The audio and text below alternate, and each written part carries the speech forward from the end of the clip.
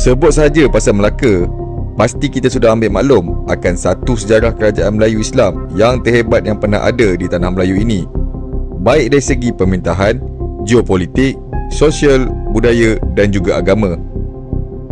Ini adalah siri kedua dari penceritaan asal-usul dan susul galur kesultanan yang ada di Malaysia.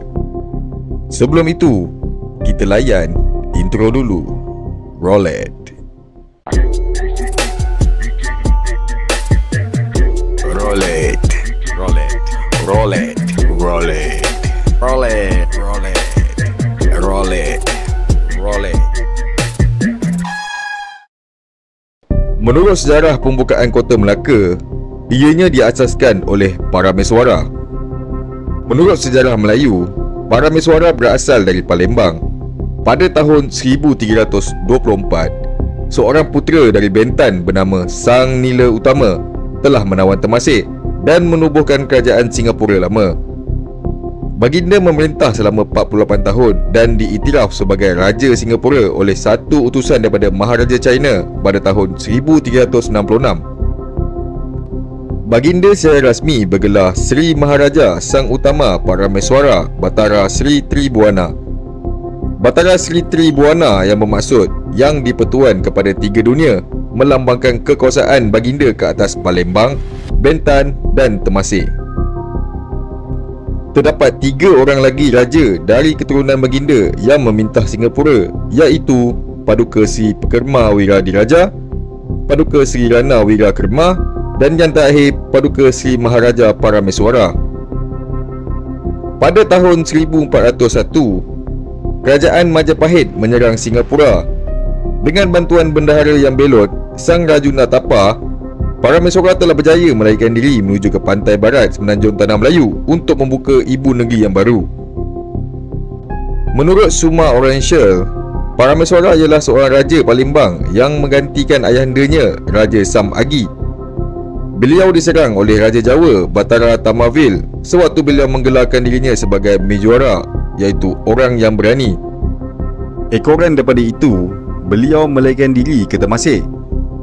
Setelah membunuh wakil Raja Siam bernama Temagi di Temasek, Parameswara menjadi pemerintah palsu pada satu tempoh yang tidak lama kerana beliau telah diserang dan dihalau oleh pihak Siam tidak lama selepas itu. Dengan 1000 pengikutnya, beliau menuju ke pantai barat semenanjung Tanah Melayu untuk mencari tempat perlindungan yang baru.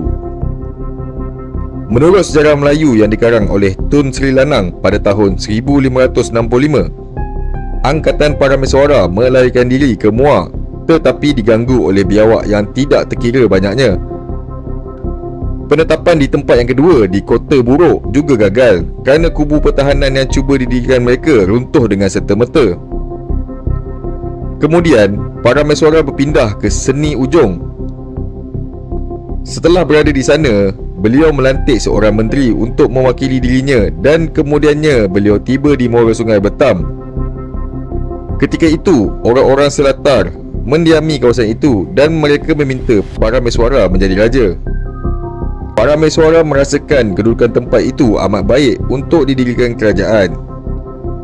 Tempat itu berhampiran dengan laut yang menjadi laluan kapal dagang. Bekalan air bersih juga mudah diperoleh. Selain itu, bentuk muka bumi yang berbukit-bukau boleh menjadi petunjuk kepada pelayar dan memudahkan urusan mengawal Selat Melaka. Pokok bakau dan api-api boleh dijadikan benteng semula jadi. Angin monsun pula tidak mengganggu kegiatan perdagangan kerana muara sungainya terlindung daripada tiupan angin tersebut. Semasa Parameswara sedang berehat di bawah pohon Melaka, Parameswara telah melihat peristiwa anjing pemburunya ditendang oleh seekor pelanduk. Peristiwa ini dianggap luar biasa kerana seekor pelanduk kecil dapat mengalahkan seekor anjing. Oleh itu, Parameswara memilih untuk mendirikan sebuah kerajaan. Parameswara menamakan tempat itu Melaka bersempena dengan nama pokok beliau berteduh. Parameswara memeluk Islam pada tahun 1409 dan telah menggelarkan diri baginda sebagai Raja Iskandar Shah. Baginda telah berkahwin dengan seorang puteri Pasai. Pada tahun 1409 juga, Laksmana Cheng Ho telah singgah di Melaka dalam rangka lawatan beliau untuk meneroka dunia. Pada 1411, Parameswara telah membuat pelayaran melawat negara China dengan rombongan pengiring sebanyak 540 orang untuk pertemuan dengan Maharaja Ming iaitu Yongle. Maharaja Yongle juga mengiktiraf Parameswara sebagai Raja Melaka. Pemerintahannya itu berkembang dengan pesat dan menjadi sebuah pelabuhan yang terpenting di Kepulauan Melayu pada abad ke-15 dan ke-16. Tambahan pula, Melaka merupakan tempat perdagangan rempah dengan berfungsi sebagai pintu kepada negeri-negeri rempah untuk memasarkan rempah mereka. Keadaan ini dapat digambarkan menerusi Duarte Barbosa yang berkata, sesiapa yang menguasai Melaka, dia dapat menguasai perdagangan dunia. Faktor-faktor yang menyumbang kepada Melaka menjadi sebuah negeri yang maju adalah kerana pelabuhannya terlindung daripada ancaman monsun barat daya dan monsun timur laut. Pedagang-pedagang dari Jawa, Arab, India, China dan lain-lain dapat berlindung di Melaka sehinggalah keadaan selamat untuk mereka ke laut semula.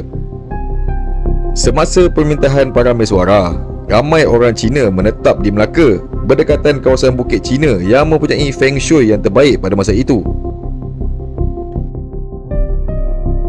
Parameswara mangkat pada tahun 1414 dan diwarisi oleh anaknya iaitu Megat Iskandar Shah. Megat Iskandar Shah kemudian digantikan dengan putera baginda Seri Maharaja yang kemudiannya mengambil gelaran Muhammad Shah. Pada kemangkatannya dalam tahun 1444, beliau diganti oleh putera bongsunya daripada isteri kedua baginda Puteri Rokan iaitu Raja Ibrahim. Disebabkan Raja Ibrahim adalah sepupu Puteri Rokan, orang-orang besar Melaka tidak setuju dan telah membunuh Raja Ibrahim dan dimakamkan dengan gelaran Sultan Abu Syahid. Kekanda Raja Ibrahim, Raja Kasim, anak isteri pertama Tun Wati, menaiki tahta pada tahun 1445 dan memakai gelaran Sultan Muzaffar Shah. Sultan Muzaffar Shah menaiki tahta dan mengisytiharkan Islam sebagai agama rasmi negeri. Pendawa-pendawa Islam dihantar oleh Sultan ke seluruhan Kepulauan Melayu, termasuklah Jawa, Borneo dan Filipina.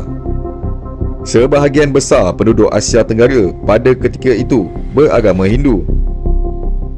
Semasa pemerintahannya, pihak Siam membuat dua serangan ke atas Melaka. Serangan pertama pada tahun 1445 diketuai oleh Awi Cakra melalui darat tidak jauh dari Muar, tetapi ditewaskan oleh Tun Perak dan Tun Hamzah. Serangan kedua pihak Siam pada tahun 1456 diketuai oleh Awi Dicu melalui laut dan sekali lagi Tun Perak telah berjaya menewaskan mereka dengan mudah. Selepas dua kekalahan di darat dan laut ini, Siam tidak lagi mencuba untuk menyerang Empayar Melayu Melaka. Tun Perak telah dijadikan bendahara dengan gelaran Bendahara Paduka Raja. Beliau berkhidmat di bawah 4 sultan dan merupakan tulang belakang kepada perkembangan Melaka kepada mercu kekuasaannya di Kepulauan Melayu. Antara faktor yang menyumbang kepada perkembangan Melaka adalah kerana Melaka mempunyai hubungan yang rapat dengan dinasti Ming di negeri China. Armada Ming berperanan mengamankan jalur pelayar Selat Melaka yang sebelumnya sering diganggu oleh kumpulan perompak dan bajak laut. Di bawah perlindungan Ming, Melaka berkembang menjadi pelabuhan penting di pesisir barat Semenanjung Melaya yang tidak dapat disentuh oleh Majapahit dan Ayutthaya. Hubungan diplomatik antara Melaka dan China mula terjalin apabila Laksmana Yingqing melawat Melaka pada tahun 1404 dan disusuli dengan lawatan Laksmana Cheng Ho pada tahun 1405 dan 1409. Melaka bersetuju menjadi negeri di bawah naungan China dan bersetuju menghantar ufti. China telah mengurniakan payung kuning, cap moha dan persalinan pakaian sebagai tanda pengiktirafan kerajaan China kepada Melaka. Melaka juga menghantar utusan ke China. Berdasarkan Sulalatus Salatin, kerajaan ini merupakan kelanjutan daripada kerajaan Melayu di Singapura yang mana serangan Jawa dan Siam kemudiannya menyebabkan pusat pemerintahan berpindah ke Melaka. Dinasti Ming mencatat Parameswara sebagai pendiri Melaka mengunjungi Maharaja Yongle di Nanjing pada tahun 1405 dan meminta pengakuan atas wilayah kedaulatannya. Sebagai balasan yang diberikan, Maharaja China menyetujui untuk memberikan perlindungan kepada Melaka.